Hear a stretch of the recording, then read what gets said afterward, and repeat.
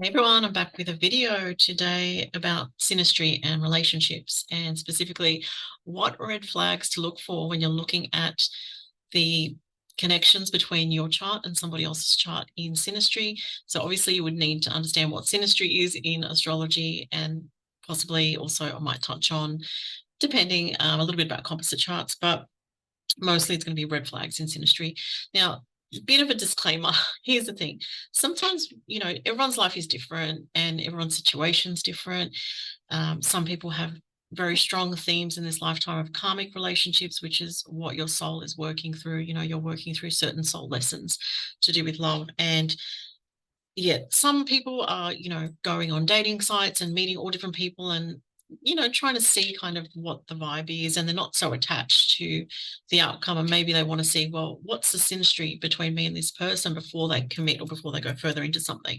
So it really depends on the angle that you're coming at things with, because I do believe that for a lot of people relationships are quite destined. It doesn't mean you don't have free will. It doesn't mean that you can't choose to walk away from something that's toxic for you. That's not what I'm saying. It's just that sometimes we have to learn soul lessons through relationships. Okay. So a little bit of a disclaimer on that before I get into it. And this is just for your information. I've been studying astrology for over 20 years. Like, gosh, since the year 1999, I started learning astrology charts. And since then, I've been, as a typical Scorpio rising, obsessively learning as I go and reading stuff every day. And then, I've been also a practicing astrologer for over 10 years now, with hundreds, thousands of clients all over the world. So synastry and composite charts and relationship astrology is something I look at very often for people. And it's such a fascinating aspect of astrology. But let's, putting that aside, that's just a little bit of an intro. If you don't know me, or if you do know me, you don't know that much about me, a bit of background. Let's get into it. So I'm going to talk about Pluto aspects first. Okay, so we're talking about two charts, how they connect with each other if you don't understand synastry. Like I said, this is for people that are intermediate and probably intermediate to advanced, or learning about those things.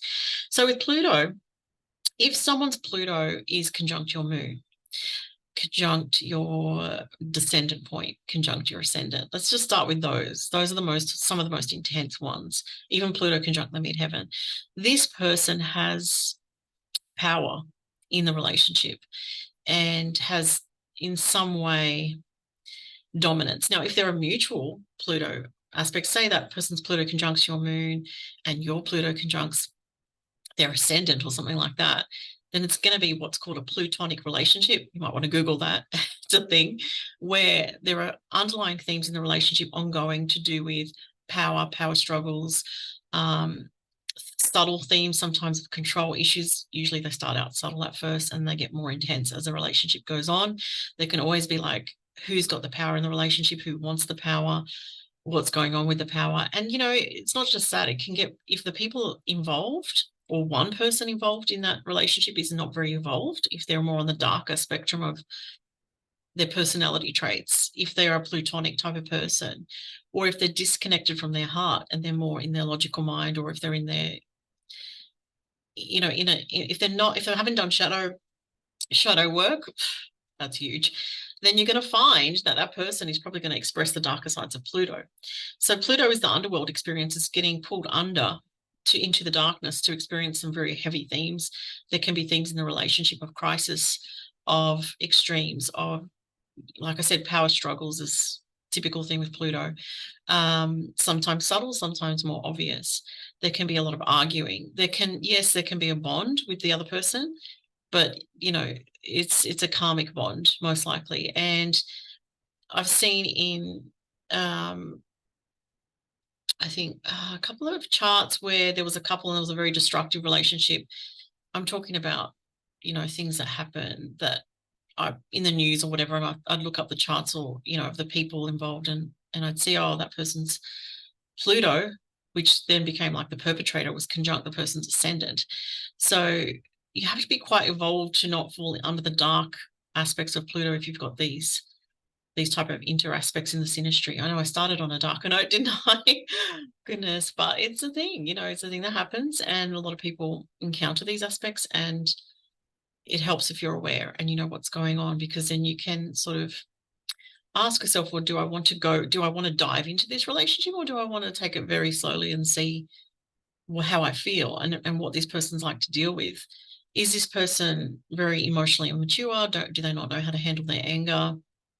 Do they flip out at the slightest thing that most people would be like, why are you angry at that? That's just nothing. Like, that's not a real issue. And that would be red flags to show you, okay, look, this person doesn't know they're not mature enough to handle their emotions. They don't know how to deal with things without anger or rage. So if you're seeing that, that's a major red flag if you have these connections with somebody.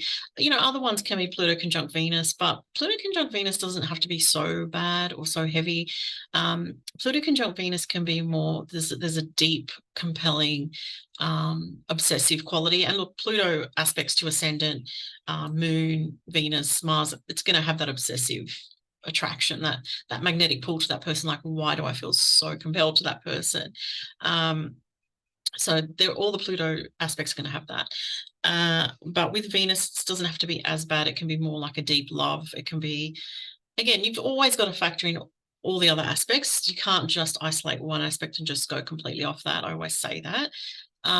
But Pluto aspects tend to dominate in a chart. Obviously, if you have a lot of Pluto, you'd also want to hope that there's some nice Venus aspects in between two charts as well. And I'm just trying to think, was it Pluto descendant? If you're the descendant person and it's the other person's Pluto, you're going to feel like they have control in the relationship. You may feel like they're pulling you into this world that you feel like at times you may feel like you've almost got no choice just to go along, but then you will have choices along the way. It's not like you've got no choice, but it can feel like that is what I'm saying. And Pluto ascendant, the person will change your life for better or worse. So if they're evolved, they might change your life for the better. You might move countries to, be with them and your life completely transforms. Or you might find that they help you grow and evolve in ways that you just could never imagine previously. Like, they really change you at a core level. And it's not always going to be easy with Pluto, so just be aware of that. It's always going to be some element of difficulty involved. Let's talk about some other planets. I mean, I could go on and on, honestly, about Pluto for an hour. It's just so multifaceted and there's so much to it. But I'll just say before I move on, with Pluto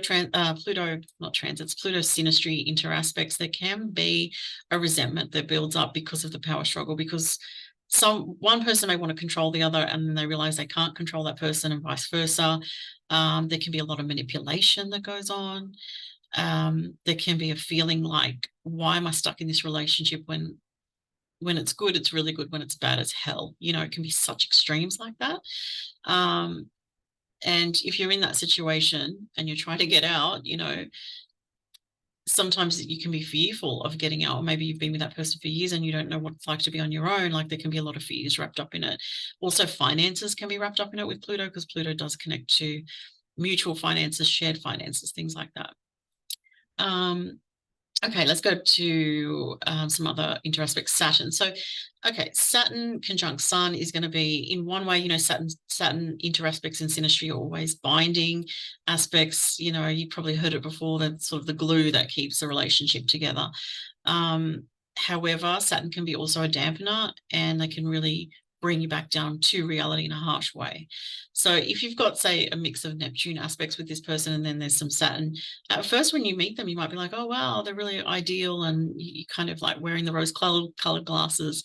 But once you get more real with the person, say living with them, which is when things get real with Saturn, you might be like, this is not the vibe of what I thought this person was. It might seem almost depressing or heavy, or it might feel like it's becomes very real and in the routine and in the work and the daily grind, and you're just like, where's the romance gone? It can feel heavy.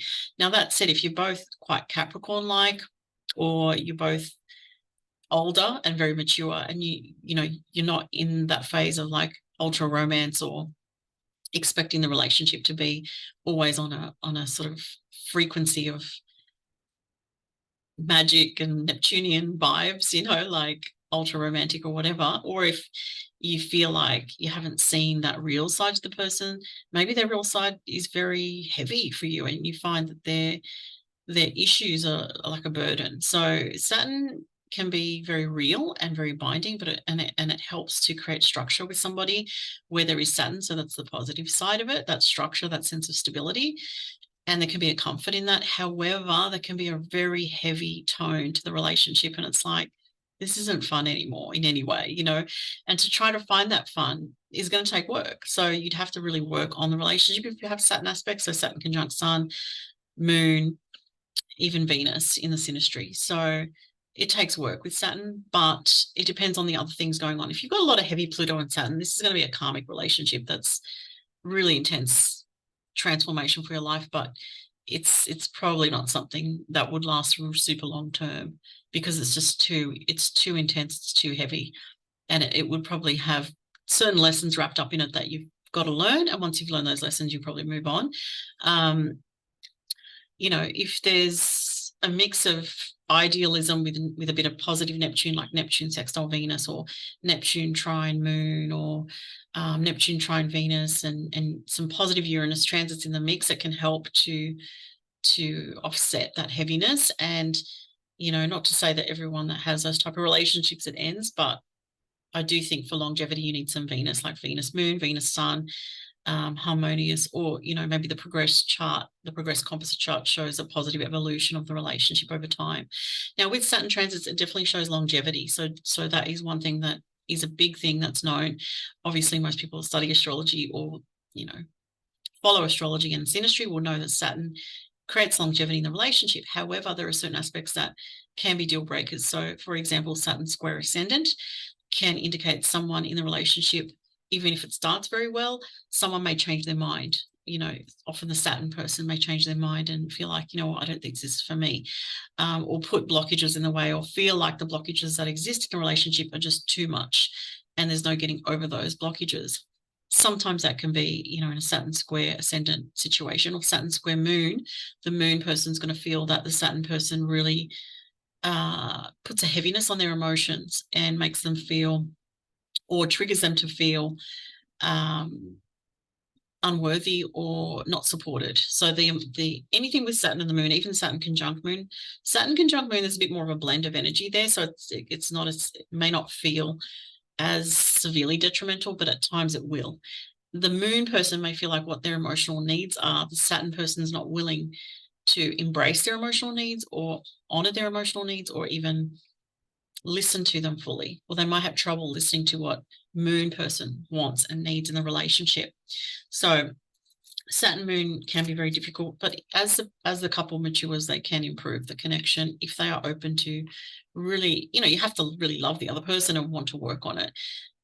If you don't want to be there, and then that's a different thing, you know, or if you're just there for money or convenience, which is, Saturn is very real energy, and the structure that it provides in a relationship can be very binding for the couple, can be very much like this structure that they're in, and it's kind of like keeps them bound. You know, Saturn can make people feel a bit bound to it, or trapped as well. Saturn Moon can feel like that. Saturn Venus is, you know, not as heavy, but it can also have the heaviness, obviously, of Saturn. It shows the hard work over time, and there is a connection there. You know, even if you don't have many other Saturn aspects like Saturn sextile something, whatever, if you've got a Saturn conjunct Venus, that can be quite strong for the relationship and show that over time the relationship does improve. Saturn conjunct Mercury can show a binding connection there on the level of commitment and a decision to commit together, but the Saturn person their issues can seem overwhelming to the Mercury person, or the Saturn person is going to be in charge a lot, or dominate the relationship a lot, or be the one that creates the structure, or the ideas that create structure. So like the Saturn person may say to the Mercury person, let's build a house. And the Mercury person's like, I don't know if I can commit to that. That seems like a lot. I want a house, but I don't know if I can go through all that. And they may feel like compelled to, because the Saturn person is taking the lead and going, you know, we can do it, let's do it. And then it's a lot, and it feels very heavy, or very, very involved, and very demanding on the mind of the Mercury person. So just a way that can play out. Let's see, Saturn conjunct Mars can be a couple that works very well together when there's hard work, but it can feel also very defeating and at times and very exhausting relationship. So watch out for that one. Okay, other red flags, big time red flags, are Chiron aspects. So Chiron conjunct Moon can be painful, but have opportunity to heal through the relationship, but it can also be very painful and very exhausting or draining. One person may get more out of it than the other. So the Chiron person may get more out of it, but the moon person may feel very hurt at times in the relationship. A major red flag connection, which I would stay away from, is Chiron conjunct Mars in a relationship. This is a huge red flag. This is someone that could really hurt you physically or in other ways, you know. Another huge red flag is Mars in the 12th house of your chart. So someone's Mars lands in your 12th house. So say you've got, like myself, a late degree Scorpio rising, and the person has their Mars in my 12th house, say 22 degrees Scorpio rising, and you know, it also squares my moon at 22 degrees of Aquarius.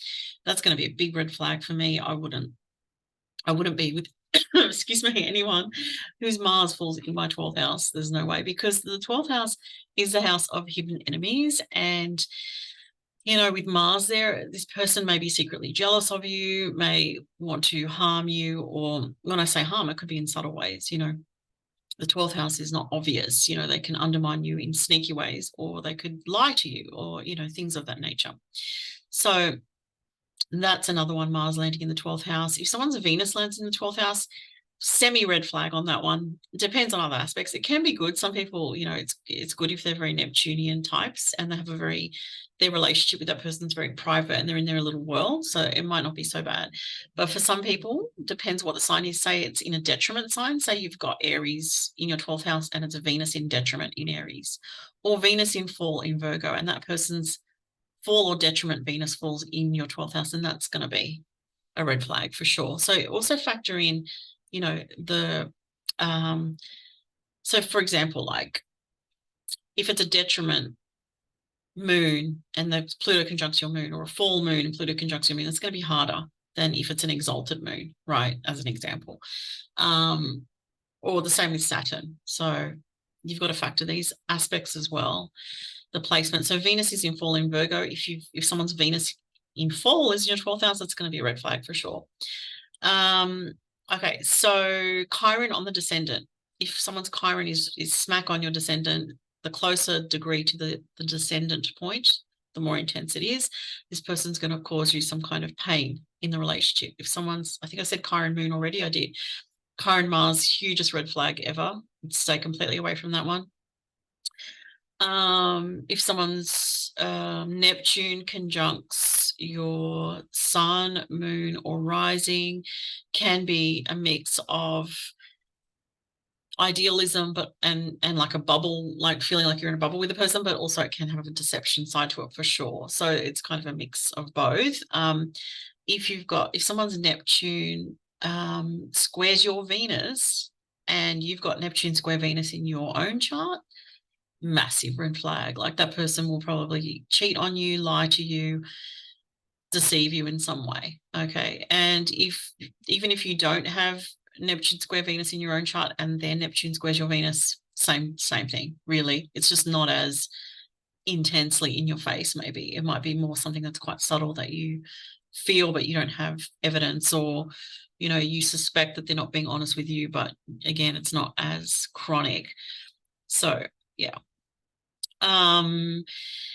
What else? Neptune on the descendant point. So Neptune, Pluto, or Uranus on the descendant point. Those three are not great, because especially Neptune and Pluto, they have, you know, Pluto I already talked about. Neptune is deception. You're going to be under an illusion of this person. It's not going to be someone that is good for you. They're going to probably lie to you as well, or present a face to you in the beginning that's not who they truly are. So anything with Neptune is that kind of thing, where it starts off idealistic or romantic, and then you're just like, oh my God, this person's lying about this and this, and you start to pick up on things like that. So with Neptune descent, you have to be very careful and not commit to someone that, I would say, you know, look, depends on other things, but that's a very tricky one, and that's a very much a red flag, big time. There's just certain things that are just obvious, you know, and Neptune descendant is an obvious stay away from that one. Okay, so what else? Chiron on the descendant, Chiron on the ascendant, Chiron on the moon, Chiron on Mars. Yeah, Chiron Venus also could be very difficult. you know, it may not be that the person's intentionally trying to hurt you, but the relationship could be painful in some way. Okay. And what else is there? I did write some notes. I might refer to those. Neptune square Mars, the person's going to be deceptive with you, and they're not going to be telling you what their true actions are or what their intentions are. You'll feel like 1 minute they're saying one thing, another minute they're doing something completely different, unreliable energy. Neptune opposite Venus, also deceptive. Neptune opposite Moon, very deceptive energy. So those are major red flags. Neptune square Moon is worse than Neptune conjunct Moon, I think, because Neptune conjunct Moon can feel very much like you're in your own bubble of love. It doesn't, you know, the person could lie to you at times, but maybe they lie to you about things that, you know, because they, I don't know, I'm not justifying lying to someone, but it's like maybe they lie to prevent your feelings getting hurt about something that is not consequential or serious, you know. But it depends on the person. If they're not evolved, and they're the Neptune person, you still have to be a bit cautious with the Neptune conjunct Moon. Neptune square Moon, I don't like that one. I feel like it's an obvious red flag. You know, it's like you're going to be feeling sometimes like, oh, can I trust this person? I don't know. I feel uncertain. You know, when you have that instinct with someone, you know your intuition's trying to tell you something. So we should always listen to our intuition. North Node conjunct Mars is a big red flag. So especially if, you know, it's in Aries, or if it's in a detriment or fall sign. So Mars in Cancer conjunct the North Node in the Synastry, or Mars in, what else? Libra conjunct the North Node with somebody, that's going to be a red flag as well. It's a malefic energy which creates arguments, problems in the relationship. And let me see what else. Sometimes, you know, like a stellium in the 8th house can be a bit much. So like I'm talking about now, yes, it's still synastry. So if someone's planets, they've got a stellium and they all land in your 8th house, especially if it's like Mars, Pluto, things like that. What else? Saturn, it can be heavy and it can be too binding, where you have to be so careful, because it's like the relationship could just have a force of its own and you just get caught up in it and you don't know how to get out of it when you want to. So be careful of those. 8th house. Look, not all 8th house. Sometimes you have 1 or 2 placements, like Venus in the 8th house. That's fine. That can feel, you know, it's not a light energy. It can feel very deep, but if you've got more than that, too much more than that can be heavy. And if, you know, if the person's Saturn lands in your 2nd house, or their Neptune lands in your 2nd house of finances, or if their Pluto lands in your 2nd house of finances, you'd want to make sure that the aspects to other parts of your chart are positive, because otherwise that person could really absorb your money and your earnings and take away from you in that way. So if their Saturn is in your 2nd, for example, but their Saturn trines your moon or sextiles your moon, or, you know, other positive aspects to your Venus, then that's going to be helpful. It's not going to be a bad thing. But you don't want to be with someone who's going to drain you of money or sees you as their caretaker and wants you to do all the hard work in the relationship financially. So do watch out for what's landing in your 2nd house and how it's aspecting other things in your personal chart. And also you might want to look at the composite as well. I always look at all the charts, but yeah. Let's see. Anything in the 12th house can be difficult, okay, in synastry. So usually indicates a past life relationship. You know, it depends on the situation, it depends on the individuals involved, but the 12th house is going to feel very deep and hard to put words to what the feelings are. It's going to feel like you have deep feelings for this person, but you don't know how they feel. You dream about each other, you know, all this kind of more spiritual connection going on, especially if it's the moon.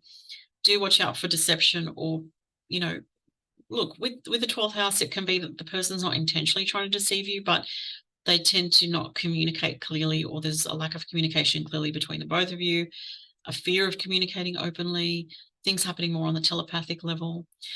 Can be a red flag, doesn't always have to be. It depends on other things going on. Pluto on the midheaven, I think I mentioned that. Uranus on the midheaven, that person could disrupt your career. So watch out for that.